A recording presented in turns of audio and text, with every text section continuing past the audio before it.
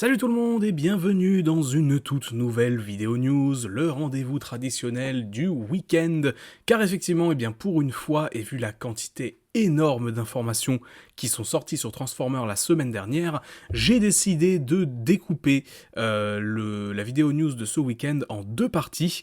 Une première partie consacrée exclusivement à Transformers Rise of the Beast et toutes les infos qu'il y a eu sur le film cette semaine, et une deuxième partie demain, du coup dimanche, où on parlera de toutes les révélations plutôt du côté de Transformers Legacy, voire même aussi de Transformers Earthspark, parce qu'on a eu du coup un trailer pour la suite de la série. Bref, il y a pas mal de choses à débriefer de ce côté-là, et honnêtement, je me voyais pas faire une longue vidéo. Donc voilà, il y a déjà beaucoup de choses à traiter aujourd'hui, donc voilà, aujourd'hui samedi, Rise of the Beast, et demain, dimanche, Legacy, Earthspark, et bref, tout le reste, parce que croyez-moi, il y a beaucoup de choses à dire, et surtout beaucoup de choses que j'ai envie de développer un petit peu avec vous. Donc installez-vous confortablement, n'hésitez pas, comme d'habitude, je le rappelle, parce que c'est vrai que je le rappelle pas souvent, mais les vidéos news sont un format plus typé podcast, donc si jamais vous voulez faire autre chose à côté, c'est le format parfait pour. Donc voilà, posez-vous confortablement, et on va y aller tout de suite avec, et ça c'est quand même la grosse news de la semaine pour le film en lui-même, on va avoir un nouveau trailer pour Transformers Rise of the Beast qui devrait sortir dans la nuit de dimanche à lundi, donc entre le 12 et le 13 février, on est déjà en février effectivement, puisque ça va être le Super Bowl aux États-Unis. Et comme vous le savez, au Super Bowl, c'est toujours l'occasion d'avoir des bandes-annonces de films, ou au moins des spots, donc c'est-à-dire des mini-trailers de 30 secondes, mais qui sont souvent suivis d'un trailer un petit peu plus long, on va dire d'une minute, 1 minute 30 à peu près. En tout cas pour Transformers, ça a souvent été ça. Dans la nuit de dimanche à lundi, du coup, la diffusion du spot télé, et ensuite, peut-être le lendemain ou le surlendemain, on a un vrai trailer qui sort. Bref, de toute façon, je vous débrieferai tout ça, il n'y a pas de problème. Tout ça pour vous dire, voilà, donc on est à une dizaine de jours, du coup, de la sortie d'un nouveau trailer, enfin un peu moins d'une dizaine de jours, en fait presque une semaine au moment où vous verrez la vidéo. Donc voilà, en fait, on est très proche de la sortie d'un nouvel aperçu pour Rise of the Beast, et en vrai, ça fait super plaisir. Maintenant que la hype du premier trailer est vraiment redescendue pour le coup, on va pouvoir du coup se pencher sur la suite, et du coup, comment la campagne marketing du film va vraiment s'enclencher, parce que pour le coup, et ça ce sera un très bon indicateur je pense, on va avoir le même soir, c'est-à-dire du coup le soir du Super Bowl, des trailers pour quasiment tous les films qui sortent cette année. On va avoir un nouveau trailer pour Ant-Man, un nouveau trailer, un premier même trailer pour The Flash finalement, qui sort aussi au mois de juin. Bref, je vous mettrai la liste je pense de tous les films qui ont des bandes annonces au Super Bowl, mais c'est un truc de fou. Donc vraiment pour jauger Transformers par rapport au reste, parce que je sais que Paramount va évidemment voir ça, surtout vu les super performances d'un point de vue du premier trailer, on va voir si la hype est toujours présente chez les spectateurs, en tout cas j'espère, parce que voilà, on espère tous que ce film marchera au moins un minimum, et que le grand public sera de retour dans les salles après le flop qu'avait été à l'époque Transformers 5 notamment. Bref, on va du coup pouvoir maintenant passer à l'aspect purement jouets et figurines, mais pas que, mais on va quand même s'attarder un peu là-dessus. On a eu pas mal de choses cette semaine du coup à se mettre sous la dent. On va commencer du coup par les choses peut-être les moins intéressantes. Donc faut savoir que mardi, on a eu un live stream Transformer, donc Hasbro Pulse, où on a eu du coup des reveals de pas mal de choses, des produits, principalement, voire même uniquement en l'occurrence, des Studio Series et des Transformers Legacy Evolution du coup. Les Legacy, comme je l'ai dit, on en parle demain. On va parler ici de ce qui a été montré niveau Transformers Rise of the Beast. Et honnêtement, il n'y a rien qu'on ne connaisse pas déjà. Pour reprendre dans l'ordre chronologique, ils ont commencé par montrer le fameux Bumblebee Deluxe Class, du coup avec la Camaro tout-terrain. On le connaissait déjà, bon, on a des nouveaux angles de vue, on a le produit vraiment entre les mains des présentateurs, donc qui permet vraiment d'avoir des bonnes images et surtout en bonne résolution, pas des trucs obscurs de je sais pas où, mais bref, voilà, donc pas de grosse surprise à ce niveau-là, ce sera du coup le Studio Series numéro 100, ils ont précisé que du coup s'ils avaient donné le numéro 100 à un Bumblebee, c'est parce qu'ils avaient donné le numéro 1 à un Bumblebee aussi à l'époque, ça semble logique. Battle Trap ensuite, même chose, à Battle Trap on l'avait déjà vu, ça va faire presque 2 mois maintenant, voire plus que ça, donc voilà, j'ai passé assez vite là-dessus. Battle Trap on l'a vu, Arcee on l'a vu également, donc Core Class, ils ont confirmé que ce serait bien un modèle à l'échelle avec les autres, donc confirmant au passage que Arcee sera vraiment toute petite dans le film. En même temps, on parle d'une moto, donc c'est un petit peu logique. Je pense que le Machief Team, même s'il y en aura évidemment un peu, ce sera pas un truc abusé, Eraser, même chose, on a déjà vu aussi, donc voilà, le personnage qui a été le premier à leaker d'ailleurs de toute la gamme Rise of the Beast. Cheetor, même chose, on nous l'a présenté, alors ça permet d'avoir un aperçu pour le coup entre les mains, et qui est vachement sympa, je trouve, qui me donne encore plus envie de l'avoir pour le coup. Je trouve que les rendus promotionnels ne lui rendaient vraiment pas justice, alors que là il est vraiment mieux à mon sens. Et du coup, on va passer à Scourge. Alors pour Scourge, c'est plutôt cool d'avoir pour le coup un visuel comme ça, une info quand même qui est venue par rapport à ce personnage et à ce leader class qui sera du coup le studio série 101 si je ne me trompe pas. C'est le fait, alors déjà, première chose, les du coup présentateurs de chez Hasbro ont bien détaillé le fait que si c'est un leader class, c'est parce qu'il fallait mettre beaucoup de détails, donc mettre plus de budget, notamment au niveau de la grille à l'avant, donc la calandre du camion, sur laquelle ils ont reproduit, pour le coup très fidèlement, et ça c'est vraiment sympa, tous les logos qui sont du coup gravés, entre guillemets, ou attachés sur la calandre de Scourge. Ça c'est vraiment cool, c'est le meilleur élément du personnage, je pense, visuellement sur le mode véhicule. Et concernant son mode robot, bon pour le coup, encore une fois, c'est des choses qu'on avait déjà vues, je trouve qu'à la lumière, comme ça, il rend super bien, il fait vraiment moins terne, en fait, il a vraiment l'impression qu'il brille beaucoup plus, qu'il a plus de détails, mais ce que je voulais vous montrer surtout, c'était le fameux petit Freezer, qui est l'autre du coup core class qui a été révélé, et qui en réalité, eh bien, est un power-up pour Scourge. Ils ont précisé que dans le film, le fameux Freezer, qui ressemble en fait un petit peu, je crois ils ont dit, je sais plus s'ils ont cité Frenzy ou un mini The Fallen, ou je sais pas, comme référence, mais en gros, c'est les indications qu'ils ont eues, et l'indication qu'ils ont eue principalement, c'est que c'est un personnage qui se transformerait pas dans le film, donc ils ont dû improviser un peu un mode alternatif pour le personnage, et en l'occurrence, du coup, ils s'en sont servis pour faire un power-up de Scourge, chose qui apparemment pourrait arriver dans le film aussi, de ce que j'ai cru entendre, mais ça là-dessus, je vais pas m'avancer. En vrai, ce serait rigolo de voir un Scourge, par exemple, qui a plein de petites bestioles, entre guillemets, qui lui montent dessus, pour lui servir de power-up. Bref, tout ça pour dire, voilà pour les studios séries Rise of the Beast, je vais pas m'éterniser dessus, parce que comme je vous l'ai dit, on en a déjà parlé et c'est pas le centre principal de cette vidéo. On va en revanche s'attarder un petit peu plus sur le reveal de la gamme de jouets basique du film, donc à savoir la ligne de jouets plus destinée aux enfants, mais qui est quand même plutôt sympathique, qui a plusieurs gimmicks assez rigolos, et surtout, on va quand même en parler parce que ça va être quand même le gros morceau, hein, on va pas se mentir. Les studios séries, ça représentera, je pense, dans nos magasins à nous en France, peut-être un tiers de ce qui sera vendu, mais les enfants, pour le coup, dans un magasin de jouets, vont plus s'orienter vers les Transformers plus simples. C'est quelque chose qui a été mis en place depuis...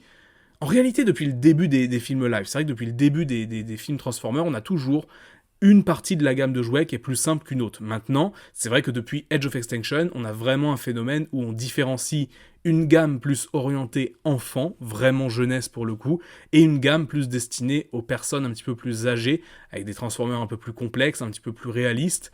Bref, voilà, c'est la philosophie actuelle de Hasbro, c'est une philosophie qui semble fonctionner de toute façon, sinon ils n'auraient pas continué de le faire, depuis maintenant bientôt 10 ans.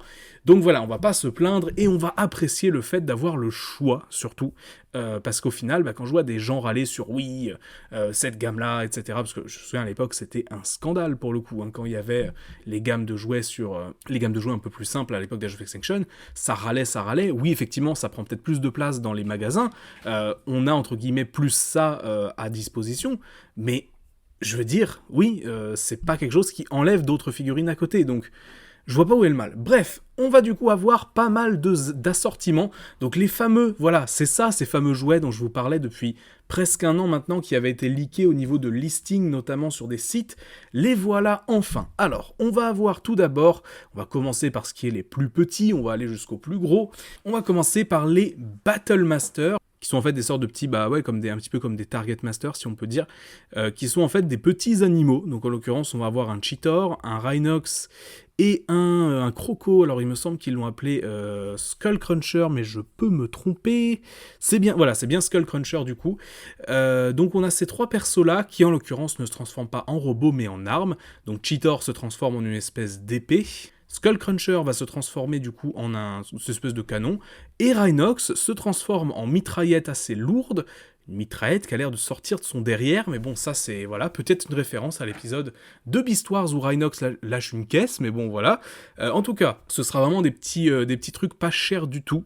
Ce sera, alors c'est noté 6$, enfin 5,99$ en l'occurrence, donc vraiment, je pense en France, ce sera du, allez, 7-8 euros, quelque chose comme ça, je sais que souvent on gonfle un peu les prix, donc ce sera dans ces eaux-là, donc des tout petits trucs pour le coup, mais que je trouve assez mignon, honnêtement, on va pas se mentir, et je pense que du coup, ce sera une petite gamme qui aura plus de personnages, peut-être un Optimus Primal ou un peu importe, on aura ça, je pense. Du coup, ensuite, on va passer aux Battle Changers, donc en l'occurrence, ce sont, pareil, des petites figurines assez simplistes aussi, alors je sais pas par contre, en termes de taille, sur quelle taille on va être, je vais regarder si j'ai l'info. Ouais, voilà, donc c'est des petits transformers d'une dizaine de centimètres à peu près, c'est ce que j'ai cru comprendre, donc voilà, on va avoir en l'occurrence un Bumblebee, un Optimus et un Rhinox. Alors, Optimus et Bumblebee, on les avait déjà vus sous forme de leak il y a quelques mois maintenant. En revanche, Rhinox, je le trouve incroyable. Vraiment, je sais pas ce que vous en pensez, mais aussi bien le mode Rhino que le mode robot, c'est un petit transformer très cool, qui reprend en plus l'arme de Beast Wars, avec le doré là sur l'avant. Non, franchement, je trouve que les deux autres avant ont cet aspect un petit peu cheap, entre guillemets, si on peut dire, mais qui est justifié. Autant Rhinox, je le trouve super réussi. Il est vraiment joli pour le coup. Et celui-là, pour le coup, on l'avait pas vu à l'avance, donc c'est plutôt sympa. On va avoir ensuite, alors toujours, c'est un peu l'extension des Battle Changers, on va avoir les Weaponizers 2-pack, donc des packs de 2, où on va avoir en fait un personnage qui va avoir un autre perso en tant qu'arme, globalement. Donc on va avoir un Optimus Primal et un Optimus Prime. Alors contrairement à ce qu'on avait cru, c'est pas un Tigatron qui vient avec Optimus Primal, c'est un autre personnage. Je pense que simplement que Hasbro se garde le trademark, le nom de Tigatron dans un coin pour peut-être le réutiliser à un autre moment dans la gamme de jouets, il veut pas l'utiliser tout de suite. En l'occurrence, Optimus Primal vient donc avec un personnage nommé Arrow Stripe, et Optimus Prime vient avec un personnage nommé Chain Claw. Donc voilà, donc des petits persos qui se changeront en armes. Donc pour Optimus Primal, c'est une sorte de, ça a l'air d'une sorte de mitraillette, hein, basiquement, une sorte d'arme à feu. Pour Optimus Prime, c'est une espèce de scie, et honnêtement, j'aime bien le design. Alors, oui, ça fait un peu une scie qui sort des fesses d'un loup, mais bon, c'est le concept. Bref, peu importe. Je trouve ça assez rigolo. Bon, après, on va avoir ensuite les Beasts. Alors, je précise du coup que les Weaponizers 2-pack sont à 14,99$, donc 15$ environ. Je pense qu'en France, ce sera plus entre 15 et 20, hein, très honnêtement. 15 et 20 euros du coup. Les combiners maintenant du coup, donc les assortiments de combiners, alors évidemment du coup, c'est pas des vrais combiners. C'est vrai que beaucoup de gens étaient là, est-ce qu'il y aura des combiners dans le film ? Non, a priori, vu ce qu'on voit là, en fait, c'est juste des personnages qui ont un autre perso qui les accompagne et qui peuvent en fait se combiner avec pour avoir une sorte d'armure. Ça me rappelle en fait ce qui avait été fait dans la gamme de Cyberverse, ils avaient fait ça pour le coup. Donc on va avoir Bumblebee, Arcee et Optimus Primal. Optimus Primal d'ailleurs qui est accompagné par un Skullcruncher qui me rappelle beaucoup le premier Megatron Beast Wars qui avait été fait du coup dans la gamme qui avait précédé la gamme entre guillemets officielle, qui était du coup avec un Primal qui lui se changeait en chauve-souris. Et du coup, voilà, donc ça fait des petites armures, ils avaient fait la même chose dans la gamme Cyberverse, je trouve ça assez rigolo honnêtement. Bon, encore une fois, Arcee est assez bulky sur ce truc-là, mais ça pour le coup, c'est des proportions qui sont un peu fucked up. Vu la taille du coup, on va être du coup sur le même genre de taille pour le coup en termes de figurines. Pas de grosses différences, je pense, avec les autres. Toute cette gamme, de toute façon, ça fait office d'un seul et même ensemble, globalement, puisqu'en fait, ça porte la mention Beast Alliance. Donc c'est très drôle parce que Beast Alliance, c'était le nom apparemment de projet de Rise of the Beast avant qu'ils changent de nom et qu'ils aient le nom actuel. Mais ouais, Beast Alliance, c'est le nom du coup de cette sous-gamme qui va englober, je pense, les petits personnages qui seront vendus comme ça, et je trouve ça assez cool en fait, c'est plutôt sympa.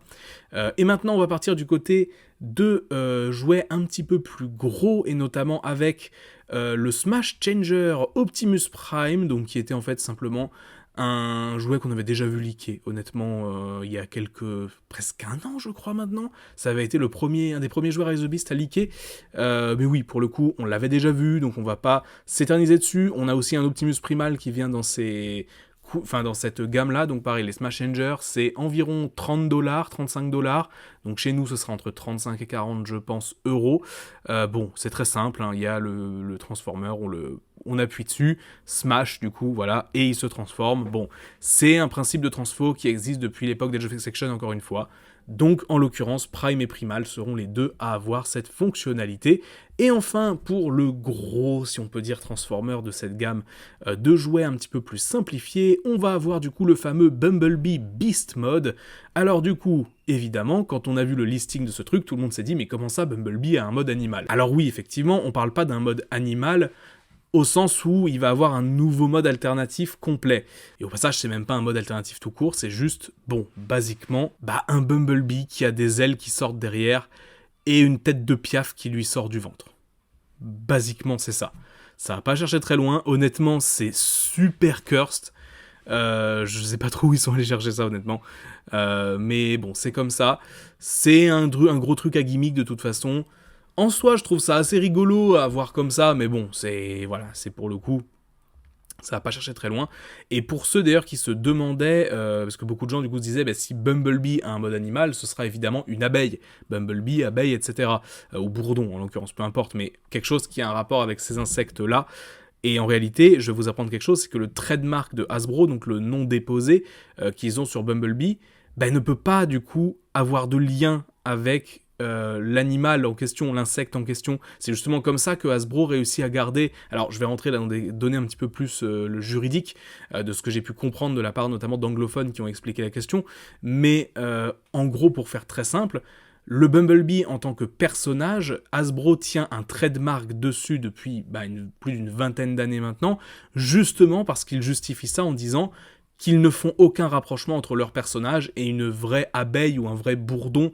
Voilà, parce qu'ils peuvent pas pour le coup Hasbro avoir un trademark sur le concept d'abeille, en gros, évidemment. C'est comme demain, on peut pas avoir un trademark sur le mot chien, par exemple. Ça, je donne un exemple tout bête. Donc, pour avoir le trademark sur le nom Bumblebee, il faut qu'ils insistent bien sur le fait que leur personnage est un robot, qui se transforme en voiture, donc il n'a aucun lien avec l'animal, etc., etc. Donc, en l'occurrence, oui, si Bumblebee avait un mode animal, évidemment, ça fait un peu sourire de se dire, il s'appelle Bourdon, et pourtant, il se transforme pas en Bourdon. Oui, mais d'un point de vue purement juridique, c'est pas comme ça que ça marche, même si je vous avoue que l'idée même de faire un Bumblebee en mode animal, là, comme ça, on aurait pu s'en passer, mais bon, après ça, je travaille pas chez Hasbro, donc je peux pas savoir quelles décisions ont été prises, mais bon, voilà, c'est comme ça. Honnêtement, je trouve pas si moche que ça, c'est pas pour moi, de toute façon, clairement. On va pouvoir du coup enchaîner très rapidement sur d'autres visuels, notamment toujours du coup sur Rise of the Beast, sur la gamme de jouets simples. On va pouvoir du coup avoir un visuel sur les packaging, et ça c'est vraiment sympa, parce que j'attendais beaucoup justement de voir à quoi allaient ressembler ces petits packaging du film, parce que moi qui aime beaucoup collectionner du scellé, j'aime bien justement, parce que souvent en fait les gammes, je vais m'étendre un petit peu, mais je pense que ça vous intéressera peut-être, mais personnellement, quand je collectionne des Transformers typés vraiment jouets et typés vraiment plus orientés jeunesse, j'ai tendance à les garder dans les boîtes pour le coup, et les exposer de la sorte. Et honnêtement, les boîtes Rise of the Beast sont plutôt sympas. Donc il y a moyen que si je mette la main sur ce genre de Transformers de la gamme, je sais pas si jamais un jour il y a des soldes, ou si jamais il y a l'occasion, on va dire, qui se présente, il y a moyen du coup que je garde tout dans les boîtes, parce que les boîtes ont plutôt une bonne tête, je trouve. Donc voilà, donc ce sera l'esthétique globale de la promo de Rise of the Beast. On retrouve du coup les fonds un petit peu style Maya, qui me rappellent un peu les fonds typés égyptiens de Revenge of the Fallen pour le coup, mais avec du coup un peu plus de vert autour, évidemment avec l'aspect jungle, etc. Donc c'est vraiment l'aspect jungle qui est mis en avant, pas du tout l'aspect new-yorkais ou ville ou etc. C'est vraiment cet aspect-là qui est mis en avant.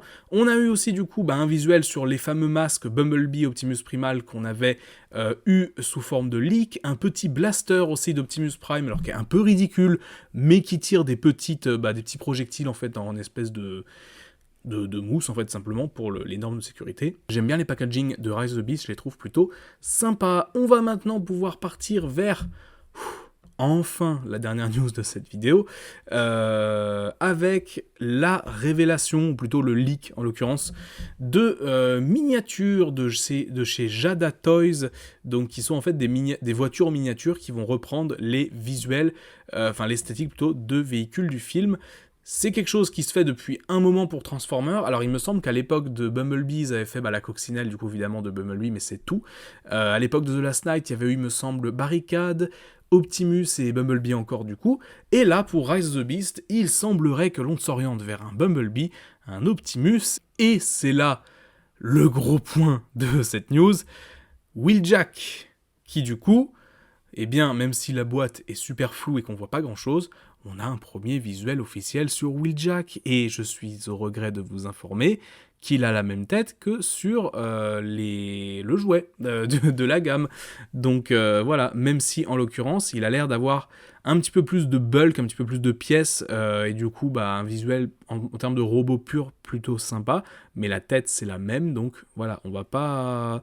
Ouais, voilà, pour ceux qui espéraient encore, je suis au regret de vous annoncer qu'il n'y aura pas de changement sur le design a priori, à moins que vraiment il l'ait retravaillé là au dernier moment, mais bref, peu importe, même si, bon, je dis ça, mais c'est vrai que c'est un visuel promotionnel, on sait que des fois il peut y avoir des différences, mais franchement j'y crois pas trop, très très honnêtement. Donc voilà, pour Wheeljack, j'aime bien son mode véhicule, très honnêtement. Donc ils ont eu la licence Volkswagen pour le faire, du coup, c'est plutôt sympa, donc le minibus Volkswagen avec écrit du coup Frank's TV dessus, donc plutôt sympa. Un Optimus, du coup, tout ce qu'il y a de plus classique, donc il faut savoir qu'en termes de format, on va être du coup sur du 1.32, 1.24 et 1.16e pour la dernière voiture dont on parlera. Donc en l'occurrence, voilà, chacun des 3 personnages, donc Bee, Optimus et Wheeljack, existeront chacun en 1.24e et en 1.32e, donc en fonction de la taille et du prix que vous souhaiterez, et on aura un véhicule en 1.16e, donc qui sera beaucoup plus gros, avec du coup un Bumblebee télécommandé, en l'occurrence, qui du coup sera un petit peu plus un gros jouet, plus qu'une miniature vraiment, mais qui est honnêtement plutôt sympathique, et j'ai hâte de le voir quand même à quoi il va ressembler. Donc voilà, en tout cas, l'info principale à retenir de tout ça, c'est que déjà, il y a une grosse couverture quand même en termes de jouets de Rise of the Beast qui va être déployée, mais ça fait longtemps que je vous le disais, que ça va être vraiment un film qui va être énormément marketé, plus que Bumblebee à l'époque, qui pour le coup avait été très limité à ce niveau. Mais ouais, du coup pour le coup, surtout retenir l'apparence physique de Wheeljack, qui malheureusement du coup ne change pas, mais ça je vous l'avais dit. Bref, sur ce, on touche à la fin, enfin, de cette première partie des news de ce week-end, avec du coup voilà tout ce qui touchait à Rise of the Beast. Je recheck un dernier coup, mais je pense que je n'ai rien oublié d'important. Donc voilà, retenez bien la date du 12 février, 12-13, ça dépend à peu près. Généralement, c'est dans la nuit du 12 au 13 pour nous, en l'occurrence, donc du dimanche au lundi plutôt. Donc voilà, faudra voir, mais retenez cette date, puisque du coup, on va enfin avoir un nouveau teaser trailer, ou un nouveau spot en tout cas pour le film. On aura de nouvelles images à se mettre sous la dent, et ça, c'est plutôt sympa. Vous savez, des fois, je me dis que les news me trollent, vraiment, dans le monde de Transformers. À chaque fois que je termine une vidéo news, il y a un gros truc qui tombe. Et en l'occurrence, là, il y a un gros truc qui est tombé dans la nuit de vendredi à samedi, donc entre le moment où j'ai enregistré et le moment où j'ai prévu de publier la vidéo. Il se trouve effectivement que l'on a eu, dans la nuit dernière, un premier aperçu de la gamme de jouets basiques de Rise of the Beast, mais du côté des Voyagers et des Deluxe. En l'occurrence, c'est les Voyagers, mais vous voyez ce que je veux dire, c'est la gamme du coup qui se rapproche entre guillemets plus de ce qu'on connaît de base, mais qui ne sont pas des studios series. Mais chose encore plus impressionnante, c'est que c'est carrément des figurines qu'on n'avait pas encore vues sous forme de leak ou quoi que ce soit. Donc, du coup, je vais vous parler de ça assez rapidement, donc vous remarquerez sans doute à ma voix, je me suis levé il y a pas longtemps, j'ai vu ça du coup en me réveillant, et du coup, faut que je modifie la vidéo en conséquence avant de la publier. Bref, du coup, on a déjà Rhinox qui nous arrive donc dans une forme qui, pour le coup, un peu à l'image des autres personnages de cette gamme, est une sorte de mix entre sa version Rise of the Beast et sa version Beast Wars, du coup, sa version originale. Franchement, il rend super bien. Très très honnêtement. C'est un peu, voilà, c'est pas... Alors, il me semble pas que ce soit un remold ou un quoi que ce soit du Rhinox Kingdom. Mais en tout cas, voilà, en dehors de sa tête qui est un petit peu bizarre, franchement, le reste pour moi passe très bien. J'ai pas de soucis avec, et voilà, donc les packagings sont au passage assez cool, ça fait presque des packagings à la Studio Series, et franchement ça fait super plaisir. Et pour ce qui est du coup du deuxième, qui pour moi est un peu plus important quand même, on va avoir Optimus Prime, enfin un jouet Optimus Prime enfin dans les studios series on n'en avait pas encore pour ce film, et là du coup en l'occurrence on est visiblement sur un tout nouveau mold, et ça fait vraiment plaisir, enfin j'ai pas l'impression que ce soit un repaint du studio series ou quoi, parce que bah c'est un jouet plus simple, donc voilà, un petit Optimus qui est plutôt cool, très honnêtement. On retrouve sur la boîte le fameux artwork qu'on voit depuis des semaines maintenant, mais ouais, vraiment cette gamme, euh, je la trouve vraiment intéressante, et j'ai vraiment presque un doute sur est-ce que j'ai envie de collectionner celle-ci ou les Studio Series, ou faire un mix des deux. Si jamais les deux gammes sont à l'échelle entre elles, ça pourrait être vraiment sympa.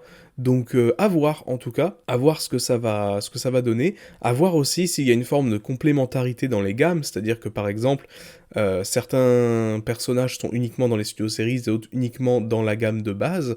Je pense à Optimus qui est pas dans les Studio Series, Scourge qui est pas dans la gamme de base. Faudra voir, mais en tout cas, je suis assez curieux de voir vraiment, d'avoir entre mes mains un jouet de cette gamme-là pour voir vraiment s'il y a une grosse différence avec les Studio Series ou pas. Bref, sur ce, cette fois-ci, c'est vraiment tout pour moi. On se dit du coup à demain pour la suite des news avec tout ce qui est Legacy, etc. Et sur ce, à demain. Ciao!